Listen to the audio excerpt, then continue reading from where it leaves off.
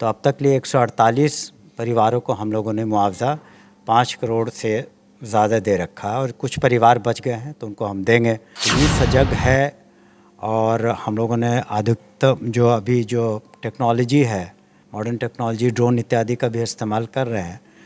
तो उसके बावजूद भी अफसोस की बात है कि कहीं ना कहीं तो कोई चूक रही होगी। बीजेपी के लोग बता दें कि अन्य राज्यों में जहां बीजेपी शासित राज्य हैं, जैसे मध्य प्रदेश, उत्तर प्रदेश, गुजरात, वहाँ जो मौतें हुई हैं जहरीली शराब से, उसके आंकड़े तो बहुत ज़्यादा हैं।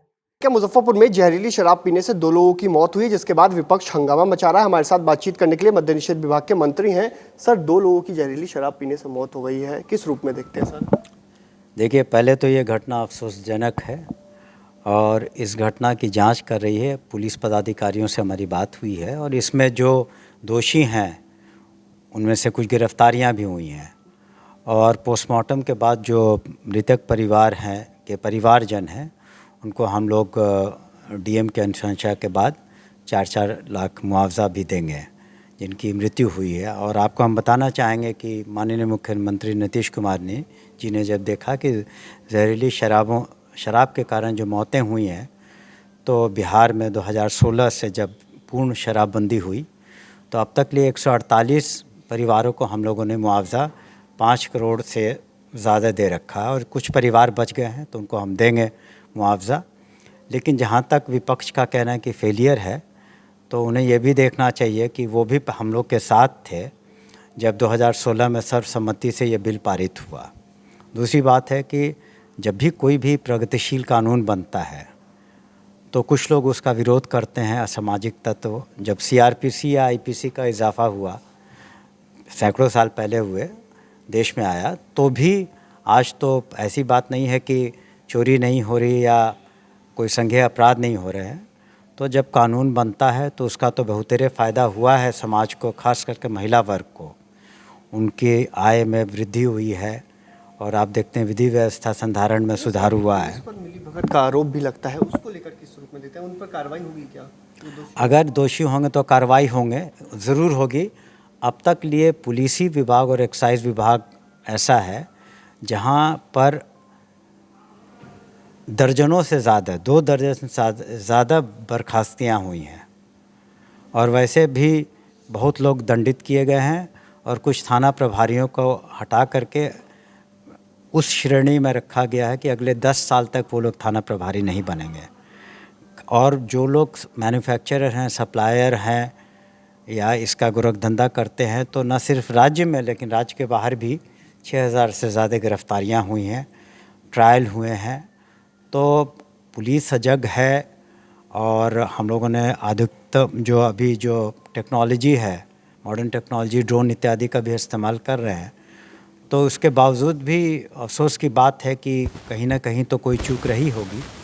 लेकिन हम तो पुनः अपील करना चाहेंगे सभी लोगों से कि जब पूर्ण शराबबंदी, नशाबंदी है, तो वो इस तरह का गलत चीज़ों का इस्तेमाल ना करें, उनके साथ भी धोखा हो सकता है।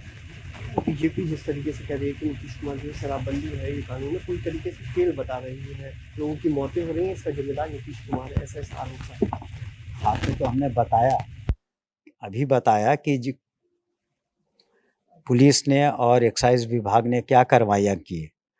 आप बीजेपी के लोग बता दें कि अन्य राज्यों में जहां बीजेपी शासित राज्य हैं, जैसे मध्य प्रदेश, उत्तर प्रदेश, गुजरात, वहाँ जो मौतें हुई हैं जहरीली शराब से, उसके आंकड़े तो बहुत ज़्यादा हैं।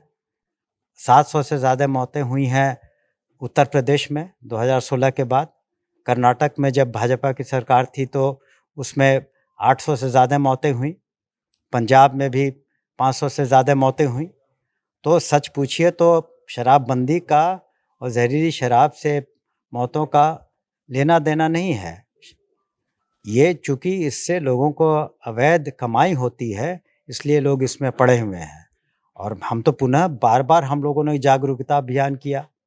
माननीय मुख्यमंत्री जी के साथ हम भी सभी जगहों पर गए, कई जिलों में हम लोग गए, कई हम लोग कमिश्नरी में गए और सब जगह हम लोगों ने समर्थन मांगा लोगों से और महिलाओं ने तो पूर्णतः समर्थन किया है।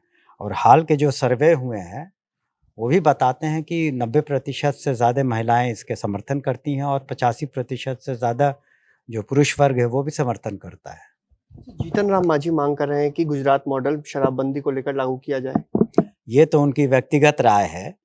ये उन्होंने जो कुछ भी कहा सदन के बाहर कहा, लेकिन जब सदन में बिल पारित हो रहा था तो उन्होंने सर्वसम्मति से बिल पारित करने में सहयोग किया। उसके बाद उन्होंने शपथ भी ली। तब वो जो भी उनकी मांग है या जो कुछ भी सदन में लाए। एक अंतिम सवाल है, इन दिनों अटकलें तेज है कि नीतीश कुमार एनडीए में जा सकते हैं, इसको लेकर किस रूप में देखते हैं? अटकलों का बाजार गर्म है कि नीतीश कुमार फिर? अटकलों का बाजार सबसे ज़्यादा मीडिया ने गर्म कर रखा है, इसमें सच्चाई नहीं है। और वो चूँकि लोग भाजपा के लोग घबराए हुए हैं, तो वो चाहते हैं कि जो महागठबंधन है या इंडिया का जो अभी पैदाइश हुई है और जो लोग साथ आए हैं, तो जानते हैं कि अगर इंडिया साथ रहा, महागठबंधन साथ रहा, तो नतीजे बहुत उल्टा होंगे। और जो 2024 में देखिएगा कि केंद्र की सरकार बदलेगी, तो उससे घबराने के बाद वो तरह तरह की अफवाहें फैलाते हैं।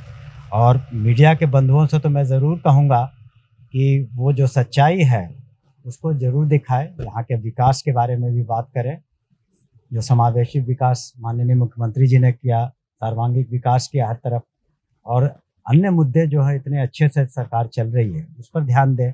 और अफवाहों का बाजार गर्म करने से सरकारें नहीं गिरती हैं और गठबंधन नहीं टूटता है।